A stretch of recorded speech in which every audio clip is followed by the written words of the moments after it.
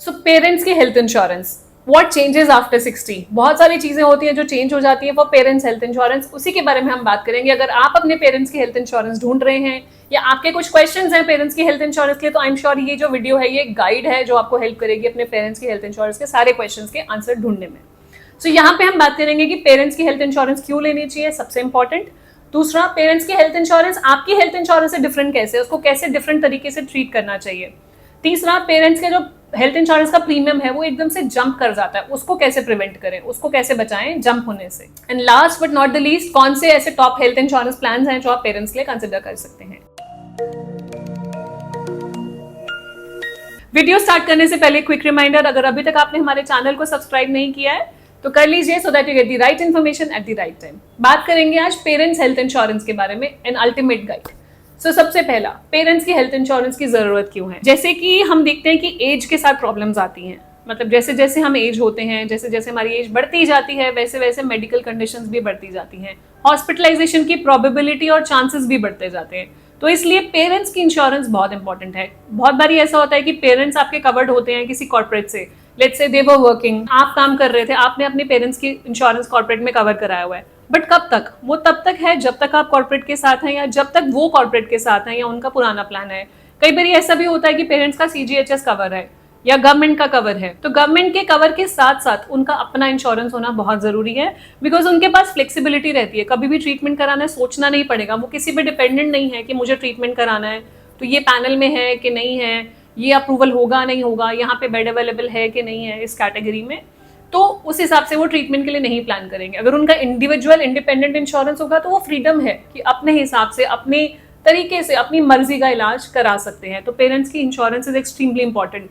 दूसरा क्यों इंपॉर्टेंट है, अगर आपके पेरेंट्स आपके ऊपर फाइनेंशियली डिपेंडेंट हैं, तो अगर उनकी कोई हॉस्पिटलाइजेशन आती है और इंश्योरेंस कवर नहीं है, तो आपके जो बाकी गोल्स हैं, लेट्स से आपने अपना गोल बनाया हुआ है, बच्चों की एजुकेशन है, बच्चों की शादियां करनी है, घर खरीदना है, गाड़ी खरीदनी है, वो वाला पैसा पेरेंट्स के इलाज में निकल जाएगा, तो आपकी फाइनेंशियल प्लानिंग ही खराब हो जाएगी। तो इसलिए अपने आप को तो इंश्योर करना इंपॉर्टेंट है, उससे ज्यादा इंपॉर्टेंट है पेरेंट्स को इंश्योर करना, बिकॉज उनके लिए प्रोबेबिलिटी ज्यादा है कि क्लेम आए। तो वहां पे अगर कोई भी एक बड़ा क्लेम आ गया तो बहुत सारे आपके फाइनेंसेस इधर उधर हिल जाएंगे और फाइनेंशियल प्लानिंग खराब हो जाएगी। अब पेरेंट्स की इंश्योरेंस और हमारी इंश्योरेंस आप सेम तरीके से नहीं सोच सकते, it is a different strategy all together. अपने लिए हम पॉलिसीज लेते हैं, हम होलिस्टिक कॉम्प्रिहेंसिव कवर वाली पॉलिसीज लेते हैं, हमें कोई यंग एज पे जनरली प्री एग्जिस्टिंग कंडीशंस नहीं होते तो हम पॉलिसीज उस हिसाब से लेते हैं। हम यंग एज पे पॉलिसीज चाहते हैं जिसमें वैल्यू एडेड सर्विसेज हैं, जैसे कि जिम की मेंबरशिप होगी, फिटनेस लेसन हो गए, स्टेप ट्रैकर है, मतलब जितने स्टेप्स आप वॉक कर रहे हो उतना आपको डिस्काउंट मिल रहा है, मटर्निटी कवरेज हो गए और OPD कवरेज हो गए, बहुत सारे एड ऑन्स। पेरेंट्स के लिए हमें काफी डिफरेंट तरीके से पॉलिसी चाहिए। पेरेंट्स को प्री एग्जिस्टिंग कंडीशंस को डे 1 से कवर करना हो, पहले से कोई बीमारी है उसको पहले दिन से कवर करना है, तो उस पर आपको फोकस करना है। पेरेंट्स की कोई ऐसे ट्रीटमेंट्स हैं जो अर्ली कवर कराना चाहते हो, कुछ स्पेसिफिक एक्सक्लूजन हैं जो जल्दी कवर कराना चाहते हो, तो उस पर फोकस करना है। पेरेंट्स के लिए कोई स्पेशल हेल्थ चेकअप वाले पैकेजेस आपको लेने हैं कि साल में एक बार हेल्थ चेकअप होता रहे, तो उन प्लान्स पे फोकस करना है जहाँ पे हेल्थ चेकअप अवेलेबल है। चैलेंज क्या आता है पेरेंट्स की पॉलिसी में, प्रीमियम बहुत ज्यादा जंप कर जाता है। तो यहाँ पे क्या होता है, जब एक्चुअल जिन सालों में जरूरत पड़ रही वहां पे प्रीमियम अफोर्डेबल ही नहीं है। इतने साल से हम पॉलिसी चला रहे थे, लेकिन जब एक्चुअली में जरूरत पड़ी क्लेम लेने की, वहां पे प्रीमियम अफोर्डेबल ही नहीं रहा। तो बहुत सारे ऐसे टूल्स या इनेबलर्स कंपनीज ने निकाले हुए हैं जहां पे आप प्रीमियम अफोर्डेबल कर सकते हैं, जैसे कि डिडक्टेबल होता है एक स्मॉल अमाउंट जो आप पे कर दें, जिससे कि आपका प्रीमियम रिड्यूस हो जाता है बाय 25 to 40% ऑल्सो, मतलब 40-50% भी कम हो जाता है अगर आप डिडक्टेबल चूज कर लेते हो।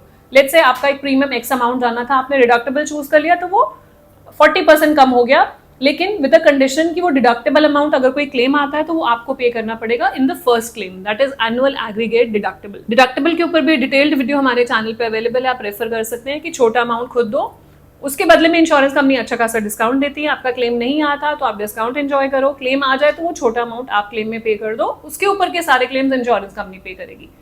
एक और कॉन्सेप्ट है को पेमेंट, तो को पेमेंट भी आप चूज कर सकते हैं अगर आप अपना प्रीमियम रिड्यूस करना चाहते हैं। Copayment is a percentage sharing in every claim, जैसे deductible only in the first claim होता है साल में एक बार ही, को पेमेंट हर क्लेम में वो शेयरिंग होगी। लेट्स से आपने 80-20 का को पेमेंट लिया, 80% इंश्योरेंस कंपनी पे करेगी, 20% आप पे करोगे, उसके बदले में आपको मतलब पूरा फुल प्रीमियम नहीं पे करना, कुछ डिस्काउंटेड प्रीमियम पे करना होता है, बट हर क्लेम पे 20% आपको बेयर करना पड़ेगा। तो ये कुछ स्ट्रैटेजीज हैं टू रिड्यूस द प्रीमियम। कई बार आपकी पॉलिसी में ऐसा होता है आपने एनी रूम की कैटेगरी ली है कि मेरे को किसी भी रूम में डीलक्स हो, स्वीट हो, सब में ट्रीटमेंट कराने को मिले, लेकिन अगर आप उसको सिंगल रूम पे कन्वर्ट कर देंगे अपनी पॉलिसी को, बहुत सारी पॉलिसीज में ऐसा ऑप्शन है, रूम टाइप मॉडिफिकेशन बोलते हैं इसको, अगर आप उसको सिंगल रूम पे कन्वर्ट कर देंगे तो क्या होगा, आपका प्रीमियम कम हो जाएगा। प्रीमियम में 8 से 10,000 तक का भी डिस्काउंट मिल जाता है अगर उसको सिंगल रूम पे ले आए। And single room is a decent room.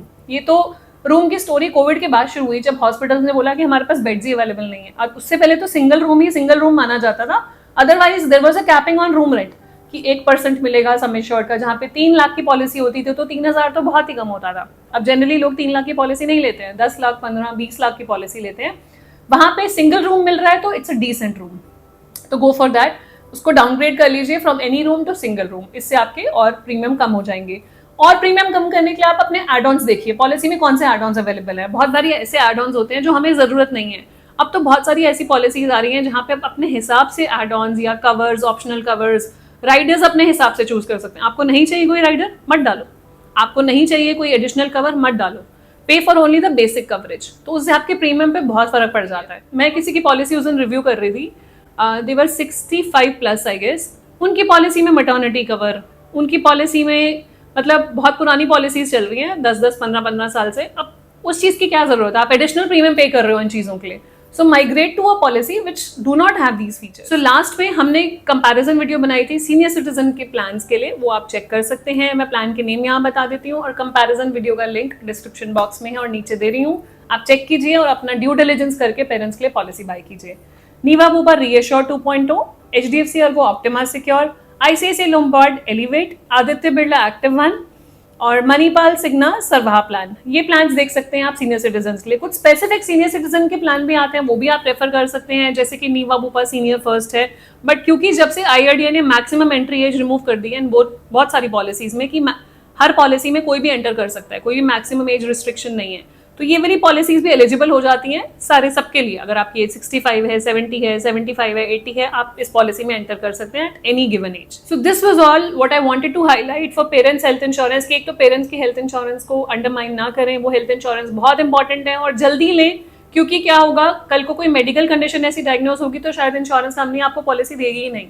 तो it's better to buy early. वो जो रूल हमारे लिए अप्लाई होता है वो उनके लिए भी होता है। बाय प्रोडक्ट्स जो उनके लिए रेलिवेंट हैं, वो फीचर्स जो उनके लिए रेलिवेंट हैं। सीनियर सिटीजन प्रोडक्ट्स में जनरली उनके लिए अंडरराइटिंग रिलैक्सेशन होती है, लोडिंग नहीं होती, वेटिंग पीरियड्स कम होते हैं, उन प्रोडक्ट्स को आप देखिए।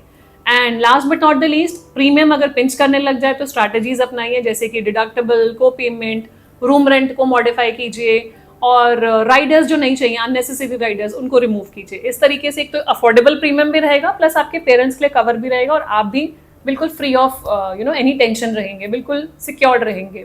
तो ये स्टेप्स अपनाइए and get your parents insured today. कुछ भी क्वेश्चंस हो, reach out in the comment section. हमारी टीम को रीच आउट करना चाहें, कॉन्टैक्ट डिटेल्स मेंशन है, आप रीच आउट कर सकते हैं। एंड जाने से पहले क्विक रिमाइंडर, अगर अभी तक आपने हमारे चैनल को सब्सक्राइब नहीं किया है, कर लीजिए, so that you get the right information at the right time.